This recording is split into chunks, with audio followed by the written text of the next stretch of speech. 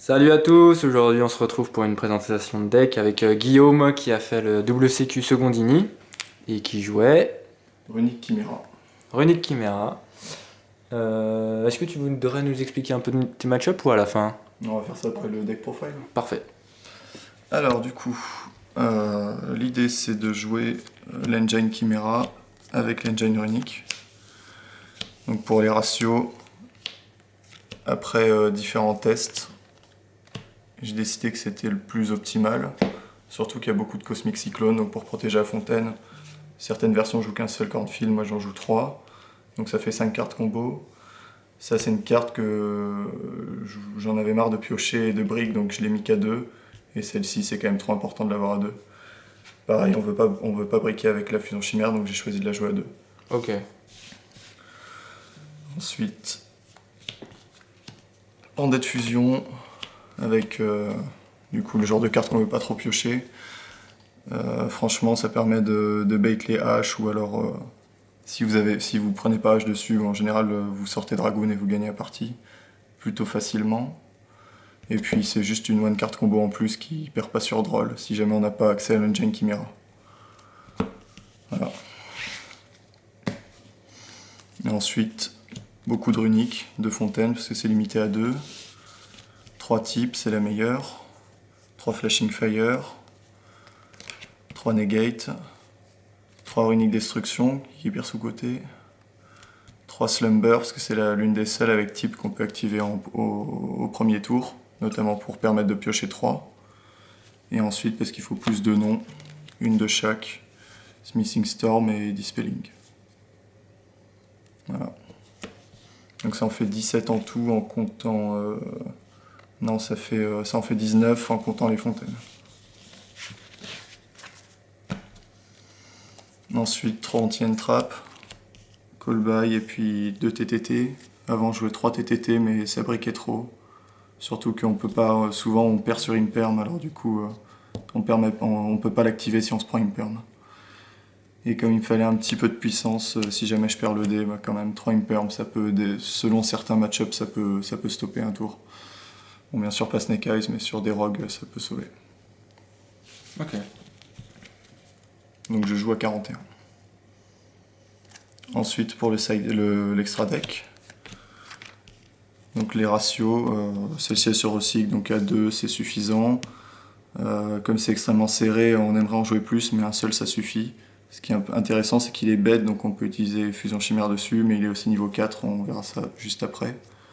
Ensuite, pour les chiméras, alors, un Magnum, un Dragostapelia, un Chimera, voilà, la classique. Celle-ci permet aussi de le respect, donc ça permet de continuer d'avoir plus de negate, de gardien chimère. Donc l'idée c'est pas forcément gagner avec ce boss monster là, c'est des fois on va juste le laisser au cimetière pour récupérer tout le temps la fusion chimère, et puis continuer à faire gardien chimère pendant le tour adverse, pour lui péter ses cartes et la sécher avec runique. Ensuite du coup les 4 targets de Branded Fusion, donc soit vous préférez faire Dragoon, et c'est cette ligne là, comme je joue qu'un seul Albaz on peut pas le recycler. Soit on part sur un play Rimbroom, puis ensuite Rimbroom, s'il se fait out, il pourra respect Albaz pour faire Mirror Jade. Et Mirror Jade pourra quand même foolish le Albion pour avoir une interruption. Donc en fonction du match-up, on choisit l'un ou l'autre. Notez que des fois en grind game, si on veut une discard infinie avec Dragoon, on peut juste récupérer Fusion Chimère à chaque tour. Et ensuite, 2 tech cards, donc le Bagooska, parce que si vraiment on brique, il y a des fois il n'y a pas d'autre solution, on fait Bagooska et puis on passe. Et puis dans les match-up où vraiment c'est chaud le game, on peut spé Mucracker et on peut Bagooska à l'infini l'adversaire. Ouais, tu respectes Babouska Voilà. du cimetière. Donc comme il n'y aura pas de matos, il sera pété pendant votre stand-by. Du coup, il aura quand même stall l'adversaire pendant son tour, et ensuite vous pouvez le respect. Ou alors vous faites votre tour complet avec vos effets, puis ensuite vous le spé en fin de tour. Sinon on peut aussi spé Magnum, qui est un démon.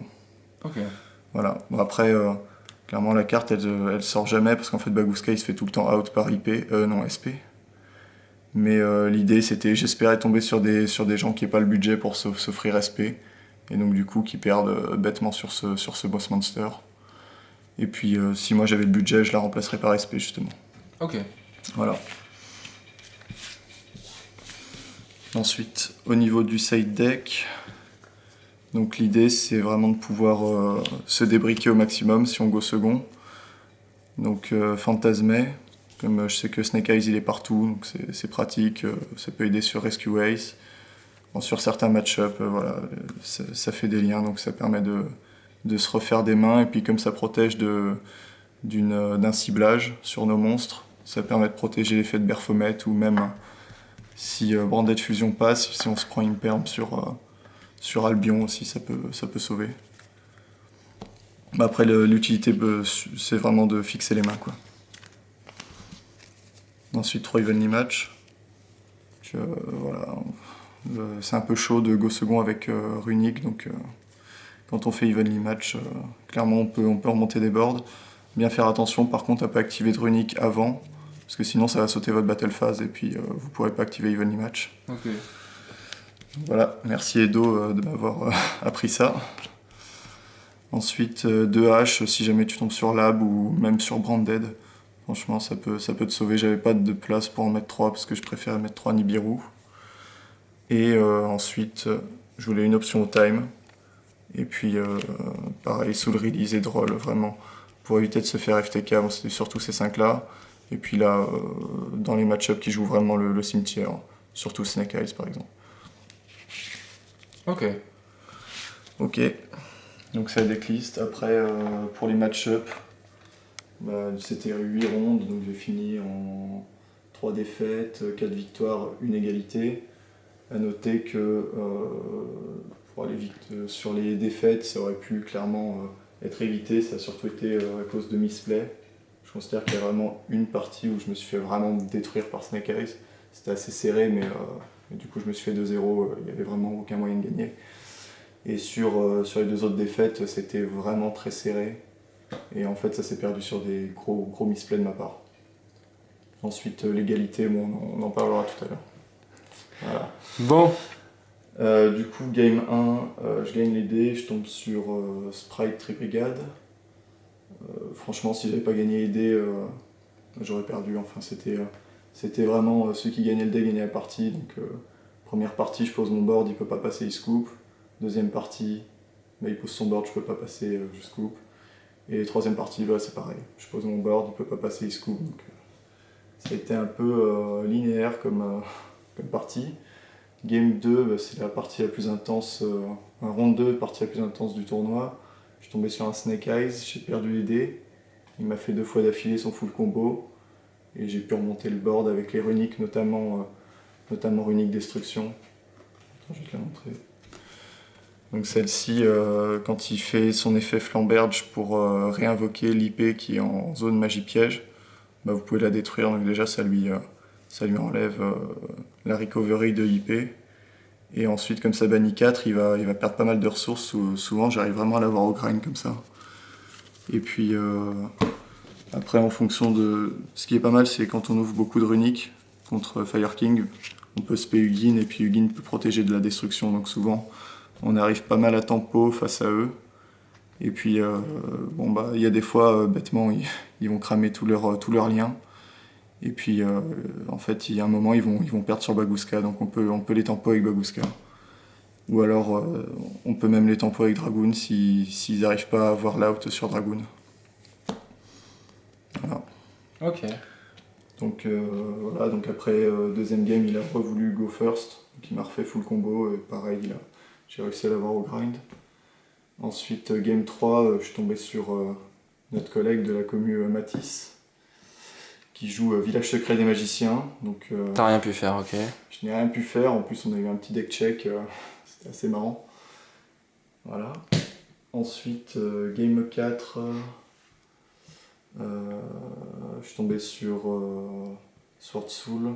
Pareil, ça a été un 2-0, j'ai gagné l'idée. Ensuite, je suis tombé sur toi, du coup.